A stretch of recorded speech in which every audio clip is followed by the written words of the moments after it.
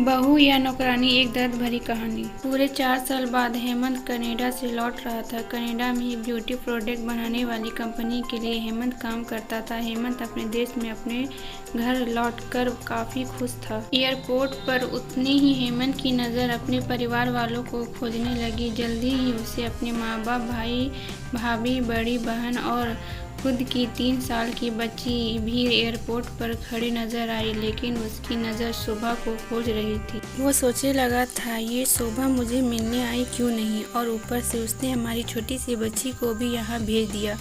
अश्विन, जो हेमंत का दूसरा नाम है, एयरपोर्ट पे सबसे हंसी खुशी मिला। फिर उससे शोभा के बारे में पूछा तो उसकी दीदी बोल पड़ी, भाई वो घर पर ही है, तुम्हारे लिए खाना तैयार कर रही है। वो तो आज ही तुम्हारे आने की खुशी में काम करने लगी है, वरना वो कोई काम करती कहाँ है। अश्विन ने अपनी बेटी को प्यार से उठा लिया, लेकिन उसकी बेटी उसे देखकर रोने लगी।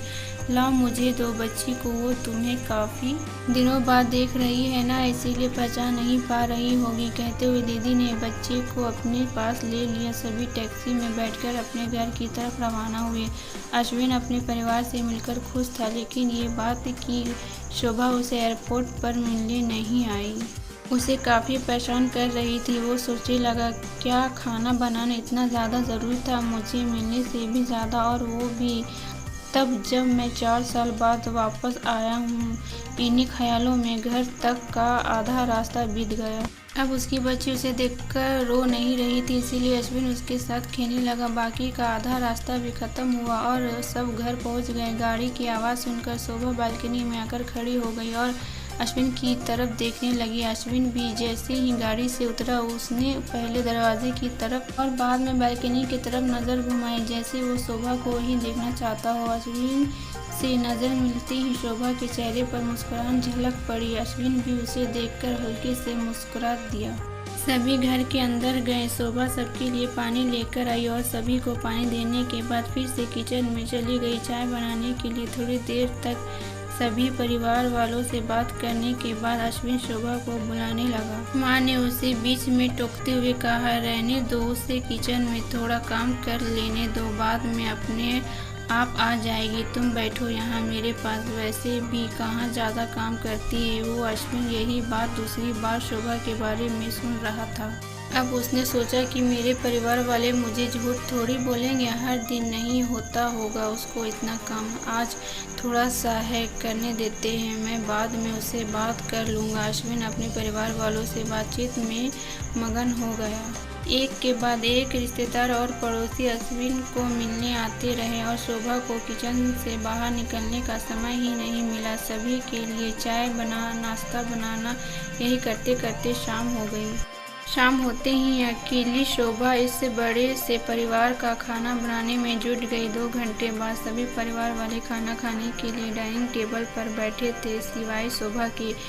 अश्विन चाहता था कि शोभा भी उसके साथ बैठकर खाना खाए, लेकिन फिर माँ ने कहा, अगर वो भी खाना खाने बैठ जाएगी तो सबको परोसेगा कौन। सभी के खाना खाने के बाद शोभा ने अकेले खाना खाया। रात को सोने के वक्त अश्विन और शोभा अच्छे से मिल पाए। अश्विन शोभा के साथ काफ़ी बात करना चाहता था, लेकिन वो उसके चेहरे पर थकान और नींद अच्छे से देख सकता था, इसीलिए उसने शोभा को परेशान ना करने का फैसला किया और उसे सोने दिया। शोभा सोने ही वाली थी कि उसकी छोटी बच्ची रोने लगी, तो शोभा तुरंत उठकर उसे दूध पिलाने के लिए चली गई। अश्विन कब सो गया उसे पता ही नहीं चला। जब सुबह बच्ची की रोने की आवाज़ आने लगी तो अश्विन उठा और शोभा को पुकारने लगा। जब शोभा पास नहीं दिखी तो उसने बच्ची को चुप कराया और फिर उसे सुला दिया। अश्विन बाद में शोभा को देखने लगा तो शोभा उससे फिर से किचन में मिली, जो सुबह सुबह ही जल्दी उठकर घर वालों के चाय नाश्ते की तैयारी में लग गई थी। अब अश्विन सोचने लगा, माँ और दीदी तो कहती थी कि शोभा जल्द काम नहीं करती है, जो मैं देख रहा हूँ वो कुछ और ही है। अश्विन अब सब समझ गया था, पर वो अपनी माँ को ऐसा नहीं बोल सकता था कि शोभा से ज़्यादा काम ना कराया करो, इसलिए अब उसे खुद ही शोभा की मदद करना शुरू कर दिया था। अश्विन के हाथ बंटने से शोभा को थोड़ा अच्छा लगने लगा था।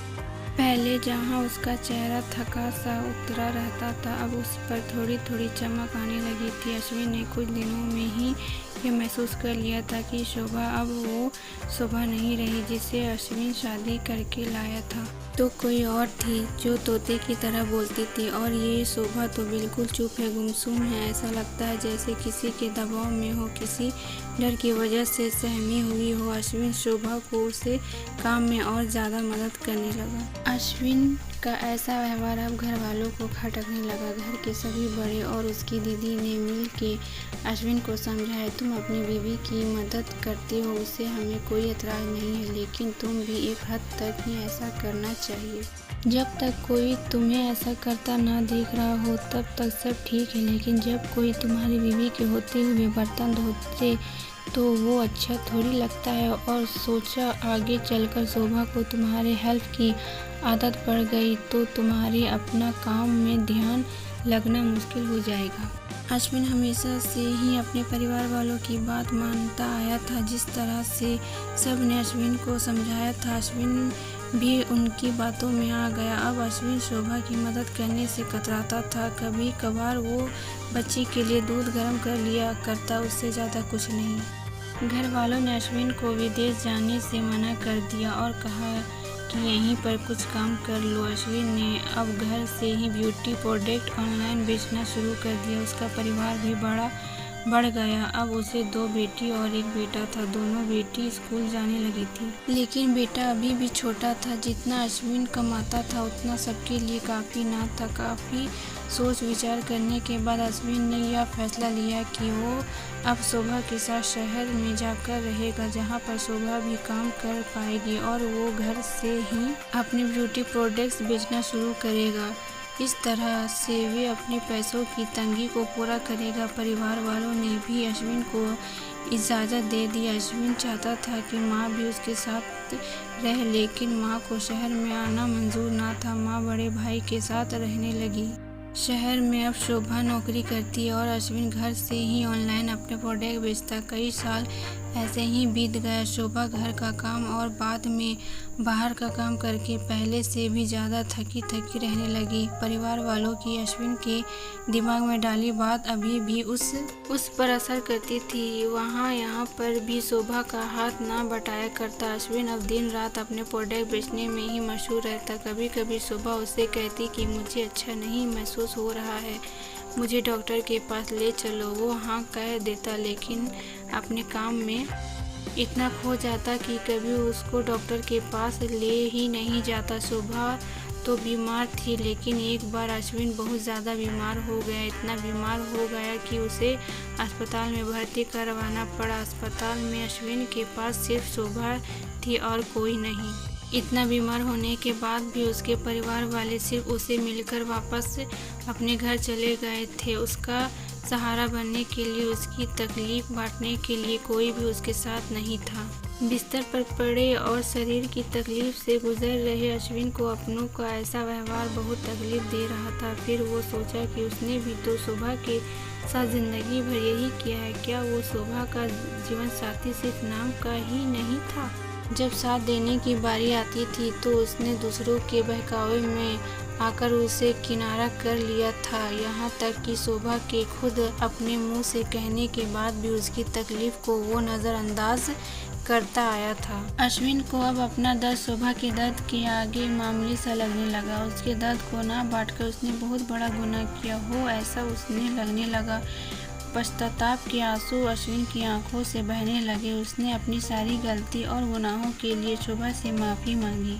दोस्तों, जीवन साथी का मतलब होता है जीवन के हर उतार चढ़ाव में, जीवन के हर मोड़ में जो साथ दे। साथ होने और साथ देने में उतना ही फ़र्क होता है जितना सिर्फ वादा करने में और सचमुच वादा निभाने में होता है। दोस्त, एक पत्नी की दर्द भरी कहानी पति के दृष्टिकोण से हमने बयां की है। इस कहानी को पढ़कर किसी भी पति या पत्नी का अपने जीवन साथी के प्रति व्यवहार सुधर जाएगा तो इस कहानी को लिखने का उद्देश्य सफल हो जाएगा। पूरी कहानी पढ़ने के लिए धन्यवाद। वीडियो पसंद आए तो लाइक और सब्सक्राइब